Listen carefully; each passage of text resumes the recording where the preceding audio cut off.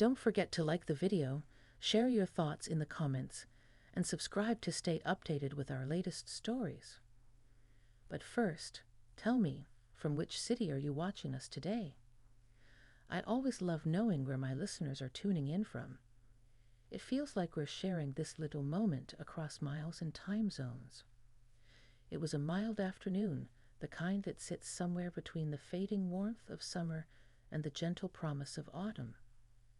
A soft light filtered through the sheer curtains, casting long shadows across my kitchen table where a pot of tea was already brewing. I wasn't expecting company, but that's the thing about living next to Margaret. She has a knack for dropping by unannounced. We've been neighbors for nearly 15 years, and over that time, her visits have become as familiar as the sound of the morning birds. Today, though, something about the way she knocked, light, hesitant, made me pause for just a moment before opening the door. She stood there, her warm smile framed by the soft breeze that carried in the faint scent of the garden. "I was making scones," she said, holding up a small tin, and I thought, why not share them with my favorite neighbor? Her tone was cheerful, but there was a flicker in her eyes that made me think there was more to her visit than baked goods. I welcomed her in, and soon the kettle whistled. We settled into our usual spots, her on the left side of the table, me opposite, like two well-rehearsed actors in a play we'd performed countless times. Steam curled up from our cups, the earthy scent of chamomile filling the air as we traded small talk about the weather, the slow progress of the roses in my yard, and the small gossip of the street. Yet, beneath her words, there was a quiet energy. She kept glancing down at her cup, turning it slowly between her fingers, as though trying to gather the courage to speak. I didn't press. Margaret was the kind of person who bloomed in her own time, but I could feel something shifting in the air between us. As she reached for her scone, she laughed lightly. "You know, I've been meaning to tell you something I haven't shared with anyone yet." Her voice dropped slightly, the kind of tone that makes you lean in without realizing it. Her words hung in the air, mingling with the faint clink of her teaspoon. I could see it now, the mixture of hesitation and relief in her face, the way her eyes seemed to search mine for permission.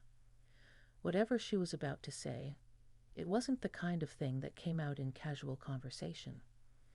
I took a slow sip of my tea, setting the cup down carefully. "Well," I said softly, "you know I'm here to listen." She smiled, but it was a small, almost tentative smile, and as the moment stretched, I felt an odd sense of anticipation, like standing at the edge of a path you've never walked before, not knowing where it will lead but certain it will change you somehow. And just as she opened her mouth to speak, the clock on the wall chimed, marking the hour, its sound somehow deeper and more resonant than usual. In that moment I knew our tea that day would be remembered for far more than its warmth. Margaret's fingers lingered on the rim of her teacup, as if the smooth porcelain could somehow steady her thoughts. Her gaze drifted toward the window, where the afternoon sun spilled over the hydrangeas in my garden, their blossoms shifting gently in the breeze. The silence between us was not uncomfortable, but charged, like the air just before the first crack of thunder. "You know," she began slowly, her voice quieter now, "life, it has a way of surprising you. Sometimes in ways you never imagined, and not always in the ways you hope for." She let out a small laugh, but it was tinged with something bittersweet. I didn't interrupt. Over the years, I'd learned that Margaret's truths arrived in layers. She was peeling one back now, carefully, almost tenderly, as though each word carried the weight of years. She took a deep breath. "I've been holding on to something for a while. Not because I didn't trust you, but because I wasn't ready to hear myself say it out loud." The sound of the kettle cooling filled the room with soft pops and sighs, and somewhere in the distance a car passed slowly down our street. The world outside carried on as usual, yet in my kitchen, time felt strangely suspended. I'm not happy at home anymore, she said finally, her eyes still on the window, as though afraid to meet mine. The words were simple, but the way she said them, low, almost as if confessing to the wind, sent a ripple through me. I'd known her and her husband for years. I'd been at their cookouts, seen them hold hands at neighborhood gatherings. I'd thought I understood them. What happened? I asked gently. She sighed, the kind of sigh that comes from somewhere deep in the chest. It's not one thing. It's everything and nothing all at once. We don't talk the way we used to. We don't laugh. The house feels colder, even when the heat's on. She shook her head slowly. I tried ignoring it, thinking it would pass. But years have a way of settling in like dust. You don't notice how much has gathered until one day you see it in the light. I reached across the table and placed my hand over hers. She didn't flinch. Instead, she squeezed my fingers lightly, as if grateful for something solid to hold on to. I keep thinking, she continued, what if this is just how it's supposed to be now? What if we've reached the end of our road and neither of us is brave enough to say it? Her voice cracked slightly, and in that moment I could see the Margaret no one else did, vulnerable, uncertain, and quietly yearning for something more. It wasn't about scandal or drama. It was about longing, for connection, for being seen, for remembering who you are when the world isn't looking. You're braver than you think, I told her softly. Sometimes the hardest part is admitting to yourself that you want something different, something better. She finally met my eyes then, and for the first time all afternoon, there was a flicker of something new in her expression. Not joy, not exactly hope, but perhaps the faintest glimmer of relief. We didn't speak for a while after that. Instead, we sipped our tea in quiet companionship, the late afternoon light shifting into gold around us.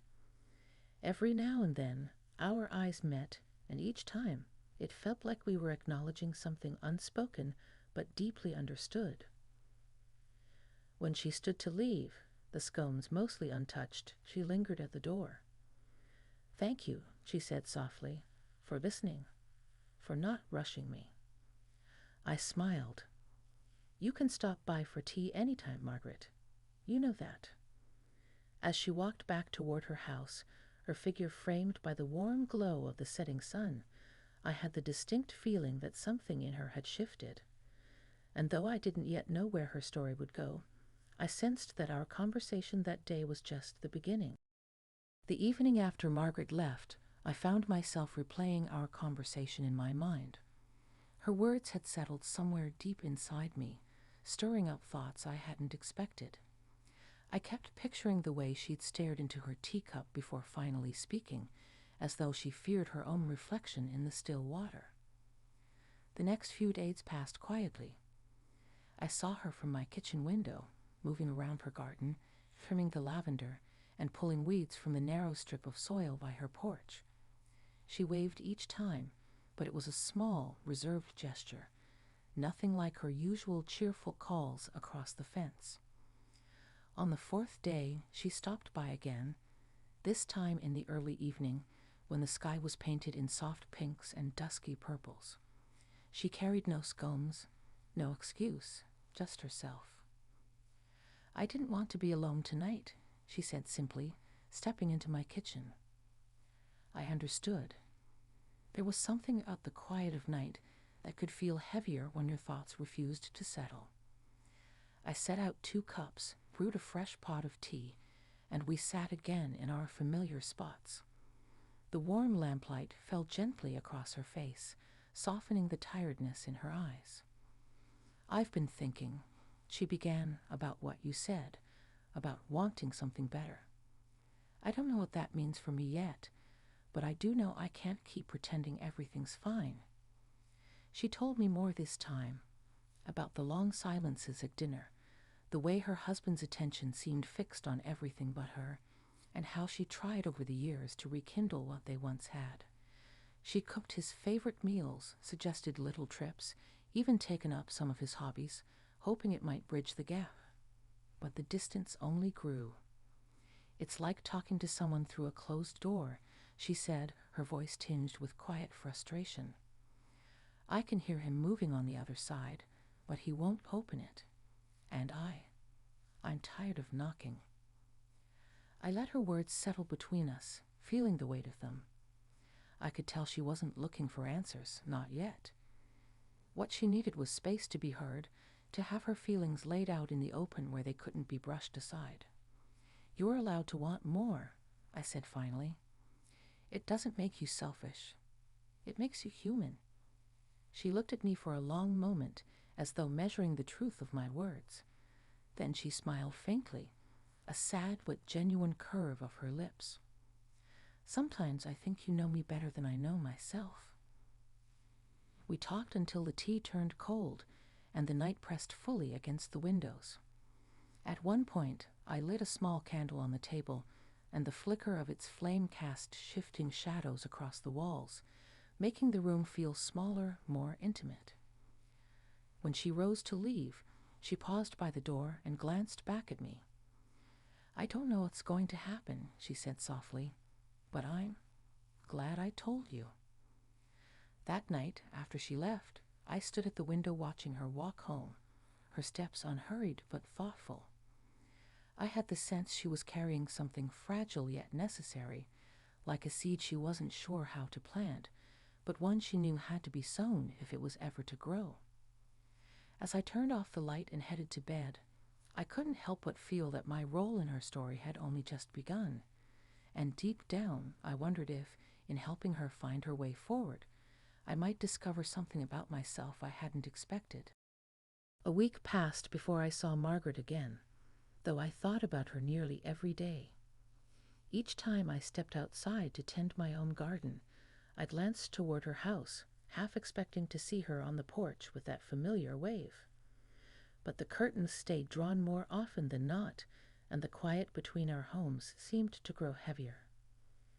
One afternoon, just as I was pulling fresh laundry from the line, I heard the sound of her gate creak open. She crossed the narrow patch of grass between our houses, her hands tucked into the sleeves of a loose cardigan. There was a stillness to her expression, but not the same hesitance I'd seen before. This time, she looked settled, somehow. "I made a decision," she said the moment I opened the door. Her voice was calm, steady. I invited her in, and she walked straight to the table, as if it had become the place where truths were meant to be spoken. I brewed tea out of habit, though neither of us touched it right away. "I talked to him," she said after a pause. "Really talked. No avoiding it, no circling around.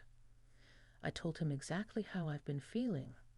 The loneliness, the way we've been drifting apart, the way I need more than just existing beside each other." I stayed quiet, letting her go on. "He didn't get angry," she continued. "But he didn't try to convince me otherwise either. He just nodded, said he'd felt it too, and that maybe we'd been holding on out of habit, not love." She took a slow breath, her fingers tracing the edge of the table. "So we agreed, it's time to let go." There it was. The end of a marriage spoken in the quiet of my kitchen, with no shouting, no bitterness, just a soft, mutual acceptance. It was both heartbreaking and strangely peaceful. "I'm not sure what happens next," she admitted. "It's frightening, but there's a part of me that feels lighter. Like I've been carrying a heavy box for years, and I finally set it down." I reached for her hand across the table, just as I had before. "Then maybe that's the first step," I said gently. "Not knowing the whole path, but being brave enough to take the first one." Her eyes glistened, though no tears fell. "You've been my anchor through all this. I don't think I could have found the courage without you." We sat for a while after that, sipping our tea as the day outside shifted toward evening. The light slanted through the curtains, painting everything in warm gold, as if the world itself was offering a small blessing on the moment. Before she left, she stood by the door, her cardigan wrapped tight around her. "Do you know something?" she asked, a faint smile lifting her lips. "When I knocked on your door that first day, I wasn't just bringing scones. I think I was bringing myself, hoping someone would notice I was still here." My chest tightened at her words. "And I did notice," I said quietly. "I always will." She stepped out into the fading light, her figure framed against the amber sky. I watched her walk back toward her house, the air around her carrying a new kind of stillness, one not of hesitation, but of possibility. That night, as I sat alone at the kitchen table, the soft hum of the evening settling in, I realized something. Sometimes the greatest changes in our lives don't come from grand gestures or sudden twists of fate. Sometimes they begin with something as simple as a neighbor stopping by for tea and a conversation that takes a turn you never expected. And in those quiet turns, life can open a door you didn't even know was waiting.